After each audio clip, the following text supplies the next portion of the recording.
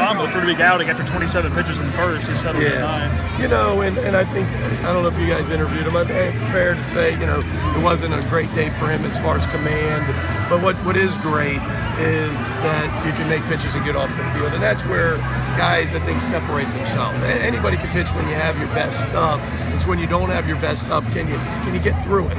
You know, and we always relate it to offense, where, you know, can you have that quality at bat even though you don't get a hit? But as a pitcher, can you get off the field? Can you do enough on the mound? And he did that today. He threw enough balls in. He threw enough changeups and curveballs into the strike zone to really minimize some innings. There were some innings early on, not just through the first, but I mean, there were some innings early on that, you know, one more good at bat by them, or maybe one less pitch by him.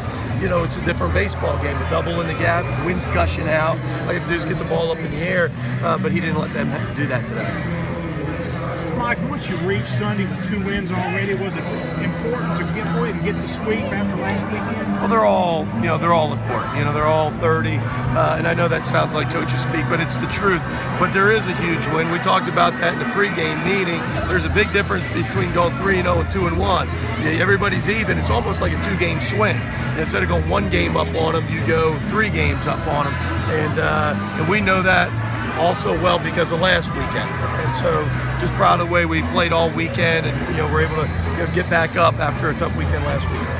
4-0 this week. What was the common theme? Say it again. 4-0 this week. Just what was the common theme of the other team? I think just stay the course, keep competing. I think proud of the way they we haven't played our best, and you guys have been through it the whole season with us, where we started off really good and then we just kind of struggled through the month of March, but the guys have hung in there. We've pitched consistently well. We've played consistent defense, and all we need is a little bit of offense. We know that'll happen. We just got to hang in there. Tate and Golson getting so much started there in the 7th and the 8th coming through for you guys after a few rough innings offensively. Yeah, and Keith was laughing on the radio, and it is true. I mean, you want so much. We've struggled so much.